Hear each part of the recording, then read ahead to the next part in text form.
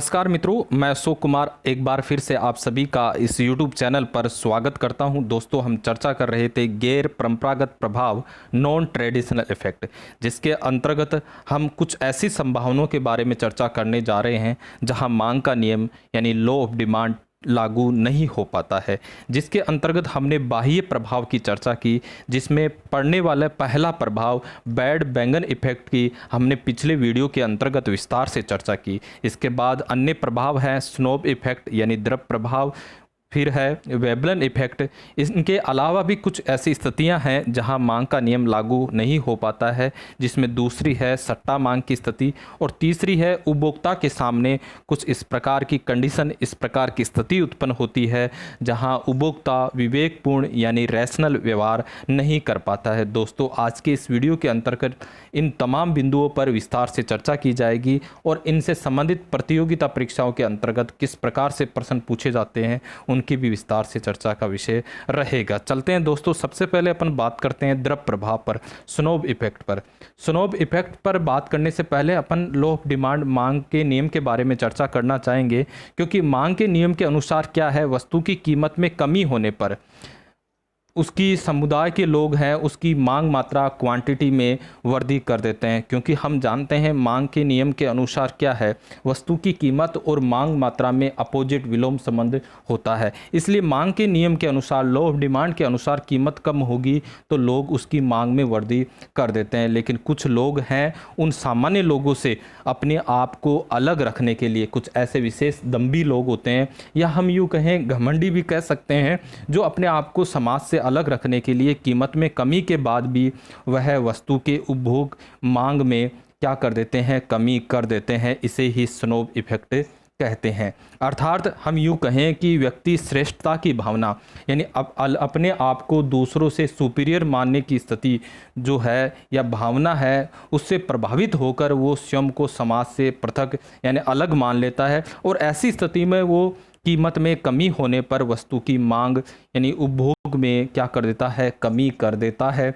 ऐसे व्यक्तियों के कारण जो कीमत में कमी होने से बाजार में वृद्धि होनी चाहिए थी, लेकिन उसमें क्या हो जाती है, कटौती हो जाती है, कमी हो जाती है। क्यों? क्योंकि वो लोग जो कि श्रेष्ठता की भावना से प्रभावित होकर वस्तु की कीमत में कमी होने पर उसकी उपभोग मात्रा क्वांटिटी में कमी कर देते हैं। अर्थात स्नोब प्रभाव का अर्थ हम समझें कि व्यक्ति भीड़ से अलग अपनी पहचान बनाना चाहता है और इसलिए जैसा और लोग करते हैं उससे उल्टा यानी विपरीत वो अपना व्यवहार रखते हैं। परंतु हमने बैड बैंगन इफेक्ट के अंतर्गत देखा कि कुछ लोग होते हैं वो क्या करते हैं, जैसा समाज में किया जा रहा है उसके वैसा ही वो कार्य करते हैं। लेकिन द्रव प्रभाव के अंतर्गत, स्नोब इफेक्ट के अंतर्गत हम यूँ देखें कि वो भीड़ से अपने आप को अलग रखते हैं और सामान्य लोगों के द्वारा किया जाने वाला जो कार्य उससे उल्टा वो व्यवहार अपनाते हैं।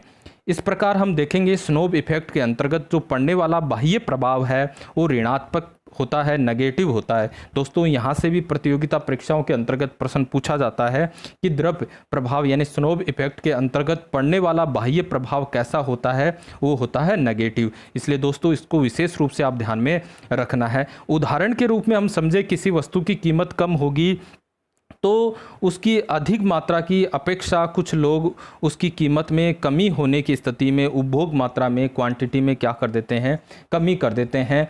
इसे ही हम द्रव प्रभाव कहेंगे। इसको इस प्रकार भी समझ सकते हैं, ये ए आय वर्ग के लोग हैं, ये बी आय वर्ग के लोग हैं। हम ए वाले माने तो इनकी आय है वो उच्च है, अधिक है, और इस बी वाले को माने तो इनकी आय क्या है, इनकम क्या है, कम है। मान ले कोई अक्ष वस्तु है, कोई भी वस्तु हो सकती है, मोबाइल फ़ोन हो सकता है, कोई भी अन्य, हम किसी भी वस्तु को यहाँ मानकर चल सकते हैं। मान लीजिए इस वस्तु की अक्ष की कीमत पहले अधिक थी, इसलिए केवल ये ए आय वर्ग के लोग हैं वो ही इसको खरीद पा रहे हैं। ए कौन से हैं, जिनकी आय क्या है, अधिक है। इसलिए इन बी आय वाले हैं, बी वर्ग के लोग हैं जिनकी आय कम है, वो इस वस्तु को नहीं खरीद पा रहे थे। परंतु इस अक्ष वस्तु की कीमत में अगर कमी हो जाती है, ऐसी स्थिति में इस बी जो वर्ग है जिनकी आय कम है वो भी इस वस्तु को खरीद पा रहे हैं या खरीद रहे हैं, तो ऐसी स्थिति में ये ए वर्ग है जिनकी आय अधिक है वो इस एक्स वस्तु को नहीं खरीदेंगे, क्योंकि वो अब ये मानकर चल रहे हैं क्योंकि इस एक्स वस्तु को तो ये बी वर्ग है वो भी खरीद पा रहा है। इसलिए ए वर्ग है वो श्रेष्ठता की भावना, सुपीरियर, अपने आप को समझने की भावना के आधार पर इस एक्स वस्तु की उपभोग यानी क्वांटिटी में, मांग मात्रा में क्या कर देते हैं, कमी कर देते हैं। इसे ही हम क्या कहेंगे, द्रव प्रभाव स्नोब इफेक्ट कहेंगे। तो इस प्रकार अपने आप को अलग, समाज से अलग रखने की भावना के आधार पर ए वर्ग है वो इस एक्स वस्तु को नहीं खरीदता है। इसे दोस्तों एक ट्रिक के आधार पर समझ सकते हैं, कैसे आपको ये ध्यान में रह सकता है। तो आप इस द्रव को, यानी हम इसको सर्प बना दें, यानी सांप, इसको तो हम देखें कि जैसे कोई घर में या बाज़ार में कहीं भी अचानक सांप आ जाता है, सर्प आ जाता है, ऐसी स्थिति में लोग उसको देखकर डरने लग जाते हैं और वहाँ से भीड़ धीरे धीरे हटने लग जाती है। तो इस प्रकार यहाँ आप समझ सकते हैं कि द्रव प्रभाव के अंतर्गत, स्नोब इफेक्ट के अंतर्गत जो पड़ने वाला बाह्य प्रभाव है वो कैसा होता है, नेगेटिव होता है, ऋणात्मक होता है। तो इस प्रकार आप इसको समझ सकते हैं। जैसा कि हमने पिछले वीडियो के अंतर्गत बैड बैंगन इफेक्ट पर चर्चा की, जिसके अंतर्गत हमने देखा कि बैड बैंगन इफेक्ट के अंतर्गत पड़ने वाला बाह्य प्रभाव है वो पॉजिटिव होता है, जबकि स्नोब इफेक्ट के अंतर्गत, द्रव प्रभाव के अंतर्गत बाह्य प्रभाव पड़ता है नेगेटिव। दोस्तों इसको बिल्कुल ध्यान में रखना है, परीक्षा के अंतर्गत अधिकांश से यहाँ से प्रश्न पूछ लिया जाता है। आगे चलते हैं, द्रव प्रभाव के पश्चात वेबलन इफेक्ट पर चलते हैं। वेबलन इफेक्ट के अंतर्गत उपभोक्ता द्वारा किसी वस्तु को पसंद करना ना पसंद करना वो कीमत से निर्धारित हो जाता है। ऊपर हमने अभी जो स्नोब इफेक्ट की बात की तो लोग श्रेष्ठता की भावनाओं से प्रभावित होकर उसको नहीं खरीद रहे होते हैं। कुछ लोग नहीं खरीद रहे होते हैं, क्यों? क्योंकि उनको लगता है कि हमने अभी एग्जाम्पल भी लिया कि वो अपने आप को समाज से अलग रखना चाहते हैं, लेकिन यहाँ थोड़ा सा अंतर है। यहाँ कीमत से वो उसको निर्धारित करते हैं, और वो क्यों करते हैं? क्योंकि वस्तु की अगर कीमत में कमी हो जाती है तो कुछ लोग ये विचार करते हैं और इस विचार से उस वस्तु की मांग, उसकी क्वांटिटी में कमी कर देते हैं कि उनका मानना है, उनका ये सोचना है कि अगर कीमत में कमी हुई है वो इसलिए हुई है कि उस वस्तु की गुणवत्ता यानी क्वालिटी में क्या आई होगी, कमी आई होगी, इसलिए उस वस्तु की कीमत में क्या की गई है, कमी की गई है। और ऐसा विचार करने के कारण ही वो उस वस्तु की उपभोग मात्रा, उसकी क्वांटिटी में क्या कर देते हैं, कमी कर देते हैं। इसे ही वेबलन प्रभाव कहते हैं। कई अधिकांश से आपको वेबलन प्रभाव को इस प्रकार से भी मिलता है कि कुछ ऐसी वस्तुएं होती हैं वो बहुत महंगी होती हैं, उनको एक विशेष आय वर्ग के लोग खरीद रहे होते हैं। अगर उस वस्तु की कीमत में कमी हो जाते हैं तो वो विशेष आय वर्ग के लोग उस वस्तु को नहीं खरीदते हैं। जैसे रोल्स कार होती है, जिसकी इमेज हमने अभी फ्रंट पेज पर लगाई है, जिस कार की, उसी कार की हम चर्चा कर रहे हैं। वो काफ़ी महंगी होती हैं, विशेष आय वर्ग के लोग उसको खरीदते हैं, और उसकी कीमत कम हो जाती है तो वो उसकी उपभोग या उसकी खरीद मात्रा को घटा देते हैं।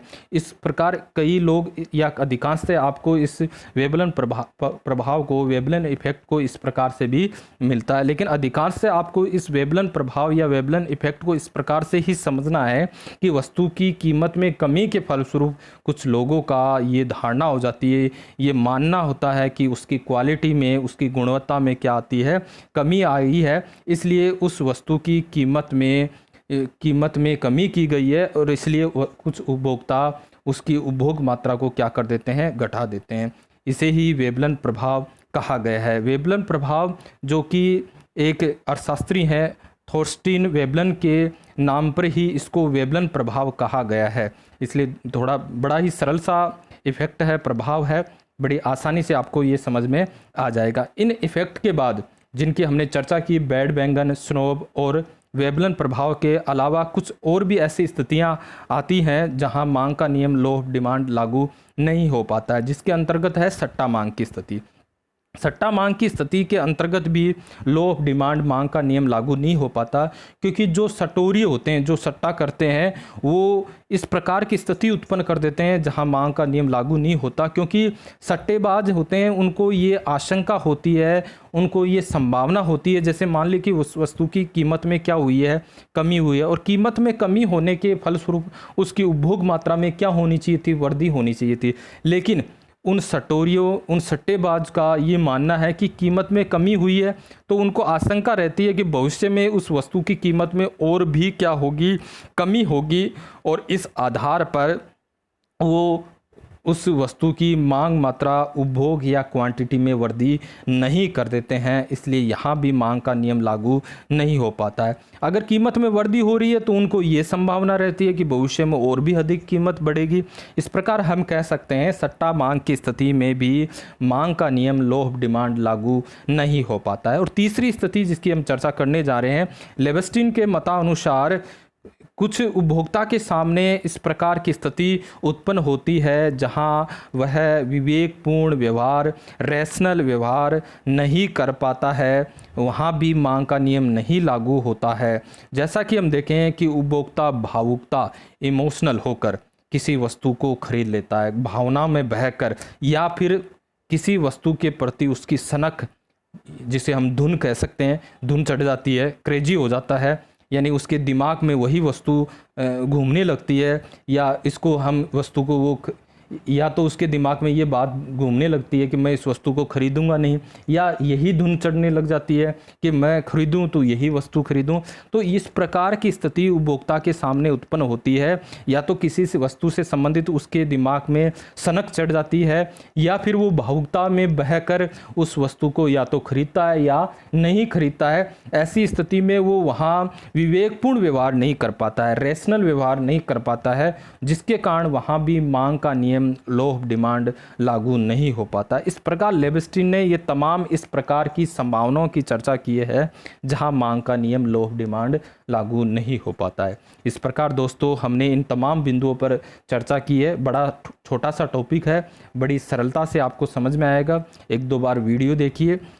आपको ये वीडियो कैसा लगा लाइक ज़रूर करना, और नए वीडियो, नए टॉपिक के साथ आपके सामने उपस्थित होंगे। आज के लिए बस इतना ही। धन्यवाद।